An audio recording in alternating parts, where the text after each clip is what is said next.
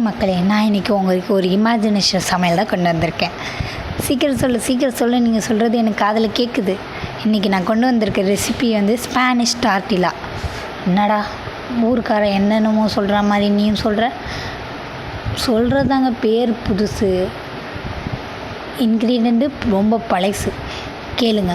முட்டை 2, வேக வச்ச உருளைக்கிழங்கு 5 துண்டு, நீளமாக நறுக்கிய வெங்காயம் 1/4 கப்பு, நீளமாக நறுக்கிய குடமிளகாய் 1/4 கப்பு, உப்பு தேவையான அளவு, மிளகுத்தூள் 1/2 டீஸ்பூனு, எண்ணெய் 1 டீஸ்பூனு.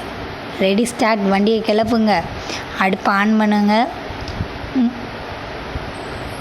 அந்த பேன் ரெடியாக சூடாகிற வரைக்கும் ஒரு பெரிய பவுல் எடுங்க, முட்டையை உடைங்க, உப்பு கொஞ்சம் போடுங்க, மிளகுத்தூளை போடுங்க, நல்லா கலக்கிட்டே இருங்க.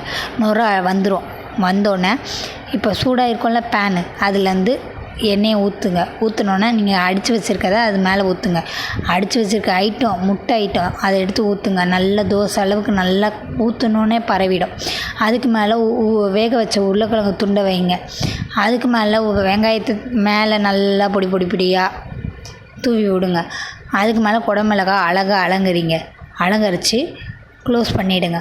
க்ளோஸ் பண்ணோன்னே நல்லா வேகும் போது முட்டை, உருளைக்கிழங்கு, வெங்காயம் எல்லா ஸ்மெல்லும் மூக்குக்குள்ளே தொலைச்சி மண்டையில் ஒரு பல்ப் எரியும் பாருங்கள்.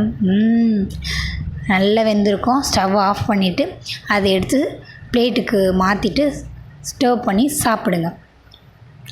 இதுலேருந்து என்ன தெரியுது? புக் செஞ்சு சாப்பிட்றத விட குக்கு செஞ்சு சாப்பிடுங்க, ரொம்ப நல்லாயிருக்கும். எமர்ஜென்சி க்ளோஸ் பண்ணிட்டு கொண்டு போய் ட்ரை பண்ணி பாருங்கள் ரெசிப்பியை. தேங்க்யூ.